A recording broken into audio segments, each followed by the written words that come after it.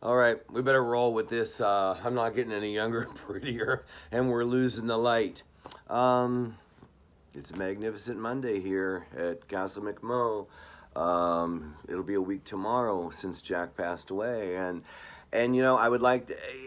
Yes, it is surreal. It is very surreal, but this is different than surreal because surreal like Dolly or a Fellini film, you see this humor, you see a certain campness, you see it's dark, it can be dark, but losing your husband in such an unexpected and tragic manner, it's not like I had prepared for this, but finding him dead in the living room in the morning, it's very surreal and but like I say, beyond surreal.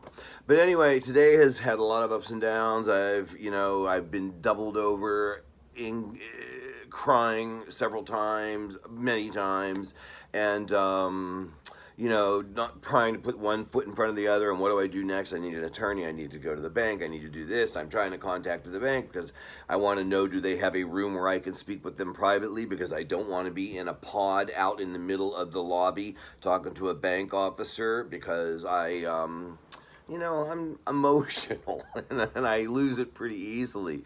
I lose it real easily. And, I did a little laundry, made the bed, did my thing, showered, took care of myself, cleaned up my head. And oh, and by the way, and this is today's episode is brought to you by Revitalift Miracle Blur by L'Oreal. I bought this a couple of months ago because when I decided I was going to be a social media superstar, I figured I better do something, and so I needed some spackle. And so, anyways, I guess what it's supposed to do is fill in your cracks and everything. But I want to address the elephant in the room for me, besides my husband's recent death. My nose is not red because I've been crying, and I do not drink alcohol, nor have drank alcohol for years. I just have a couple of different autoimmune conditions, one of which causes rosacea and something called rhinophyma. I don't know, but I'm in the early stages of Carl Malden, and I'm extremely self-conscious about it. So we may as well talk about it right now. Every time I don't notice it, But anyway, there is a treatment for it, but I just can't afford it. So whatever. But anyway, oh, and this shirt. This is the first time I've had horizontal stripes on since my mother took me to a church, Croton United Methodist Church Sunday school picnic at Cascade Park in 1964, and she probably dressed me up. I remember it was like some kind of a little striped shirt and what sailor suit, And yeah, I mean, I haven't worn horizontal stripes probably since then, or at least since I had the common sense not to wear horizontal stripes. But I got this shirt a few years ago for like $3 at H&M, and I wanted a pattern for a raglan sleeve T-shirt with a crew neck, and it was like $3, and I thought, okay, I'll cut it up and put it together. Cut it up and make a pattern and make some, because I don't wear anything but gray and black and stuff like that.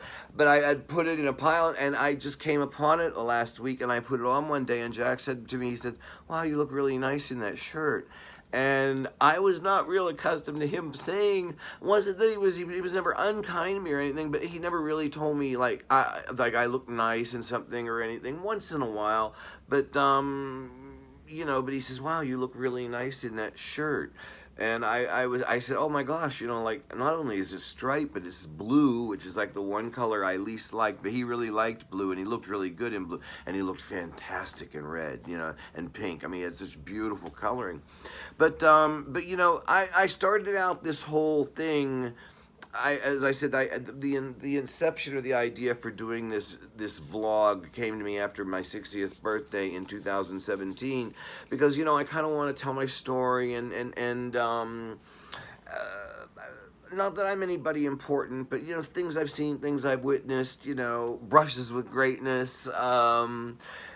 Stuff like that, and I certainly never thought that my husband's death at the age of 42 would enter would be a plot twist in my little memoir.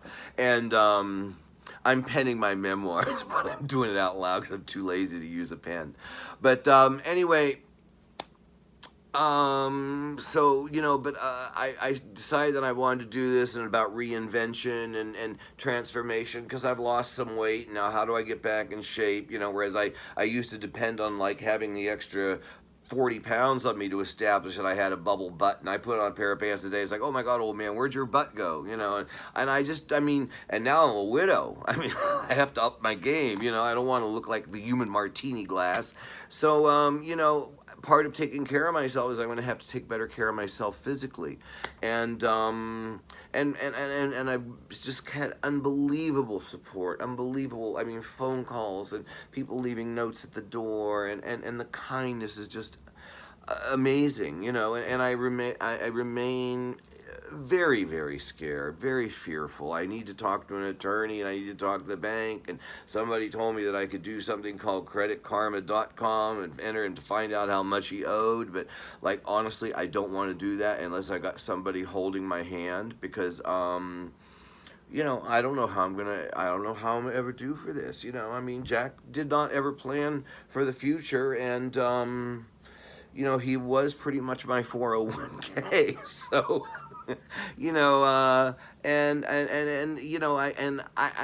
I'm not blaming anybody, but, I mean, I let my plan B slide some time back, because when you get married, when you really, really get married with somebody, at some point you have, I think maybe in the early years it might be wise to have an escape route. It might be wise to have a plan B, a little fuck you fund, as I used to call it.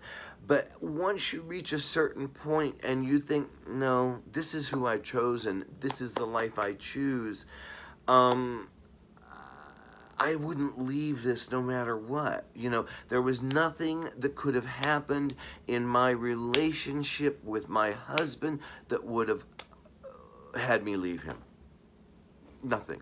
But all relationships end, and we get into them, we want them to last forever, and they do last forever, and sometimes forever is 3 weeks, and sometimes it's 30 years. In my case, it was 17 years. So, that is my forever, that I have that forever with me, that 17 years to carry with me. And what do I want to carry? Do I want to carry the joyous times, or do I want to carry the regret? And, Jack and I, if nothing else, we had a life of great laughter. We laughed together all day long. He had an irreverent sense of humor. His command of English was such that, he was great, and I'm sure he was just equally good in Mandarin, because he was articulate in Mandarin. But, and after 17 years, some of the things he would say, it was like, they were just horrible. I mean, his comments and humor and stuff like that, and it's like, oh my God, you would have only got that from hanging around with an evil old queen like me.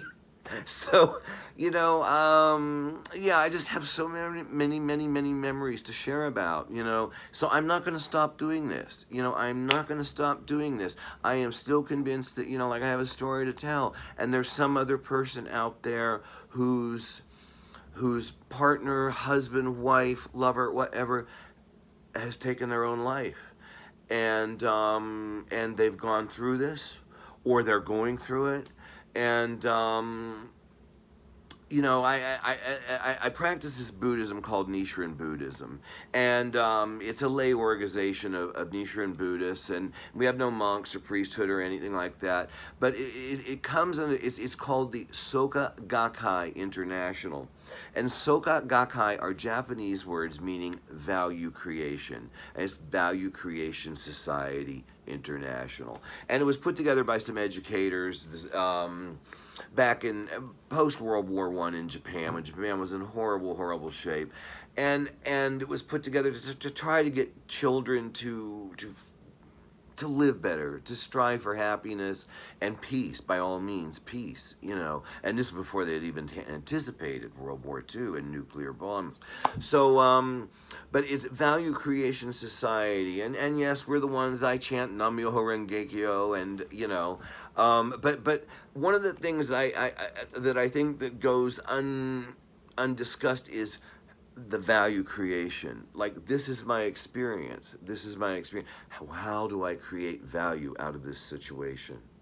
You know, regardless, it's not about this being a bad experience or a good experience. I mean, yeah, it's tremendous and it's gut wrenching and whatnot, but it's what I take from it. It's the value that I create, and I owe that to Jack. I mean, for 17 years of how wonderful and dear that man was to me, I have got to somehow or another create value and hopefully reach out to somebody else, or reach out and touch somebody that like that.